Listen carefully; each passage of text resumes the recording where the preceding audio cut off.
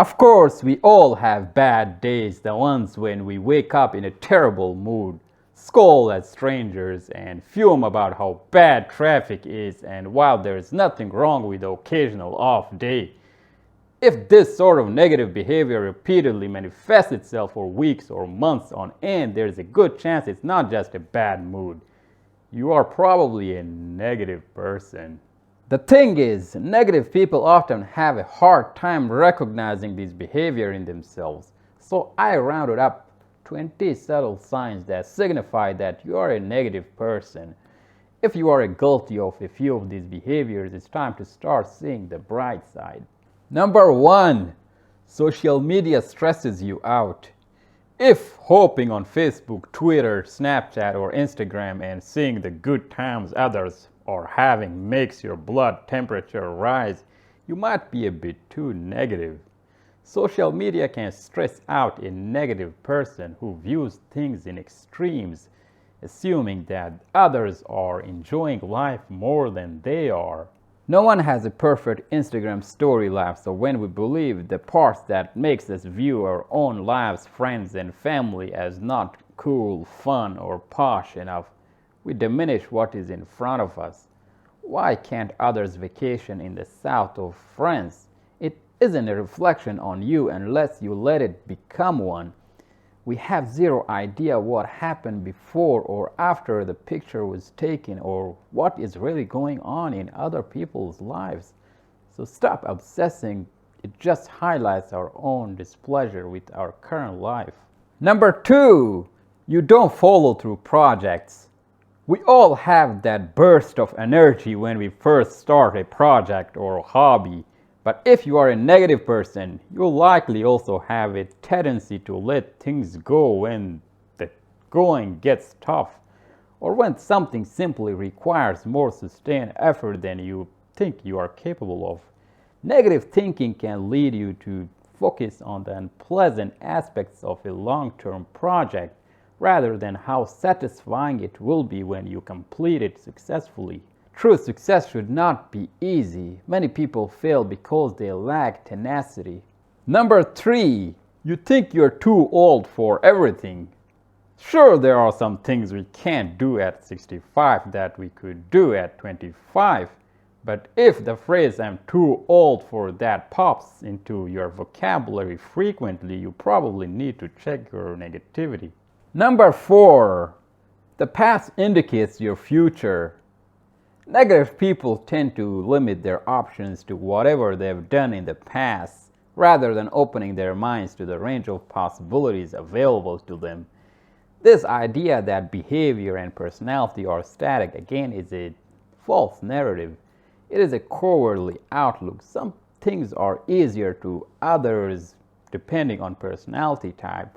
It may take more effort. Everyone is capable of change because it is all around us, internally and externally. Number 5, victory means little to you. A big indicator of how negative you are is how you deal with something positive. So if you get a promotion at work, let's say, and your mind immediately goes to how the extra work might be overwhelming, or if you find out a friend is visiting and instantly start worrying that you might not be able to entertain them, it's not a good sign. When we experience good things, we can become anxious that we might lose them or that they are temporary. As a result, we look for what's wrong or not all good about those things, so we don't risk being disappointed or let down if or when they go away. This is damaging because we never fully enjoy the good things we have in the moments we have them, which reinforces our negative worldview. Number 6, you pick fights with your spouse. Every couple has their disagreements over issues large and small, but if you find that you and your partner are locking horns on a daily basis, and often you are initiating the disagreements, you might have a negativity problem. Number 7, never and always are your favorite words. Negative people have a habit of seeing the world in all or nothing terms. When a friend can't make it to brunch, You tell yourself they always flake.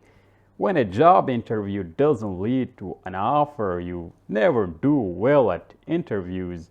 When we see the world or our circumstances in terms of absolutes, that leaves little to no room for any exceptions. When exceptions happen, we have to find a way to explain them to fit our absolutist worldview. Otherwise, we can become confused and anxious. Number 8, you'd rather just not try than fail. Who doesn't get a little nervous about the possibilities that come with putting in effort or trying something new? But if you are not even willing to try, then that's something to be worried about. Refusal to try anything different to bring positive change in our lives is usually rooted in fear. However, if we never try anything new, we remain stuck in our same old patterns. Even if we try something new and fail, we can at least applaud ourselves for trying and look for the lessons to be learned from the experiences. Number 9, you complain about work constantly. No job is perfect. Of course, there is always going to be something about your 9 to 5 that doesn't exactly thrill you. But if you find that at the end of the day more about your job, your boss, your coworkers, your daily responsibilities irritated you than made you excited about what you were doing when you might have a problem, an employee might continuously complain because they were assigned to a shift that they hate. Number 10, you tend to get jealous easily. Negative people tend to complain because their friends don't include them often enough. If you find you are getting controlling about your friends or feel jealous that they do things without you instead of blaming them, you would be better off asking yourself these 2 questions. Are you exaggerating things in your own mind? And why do you need others to give you a sense of self-worth anyway?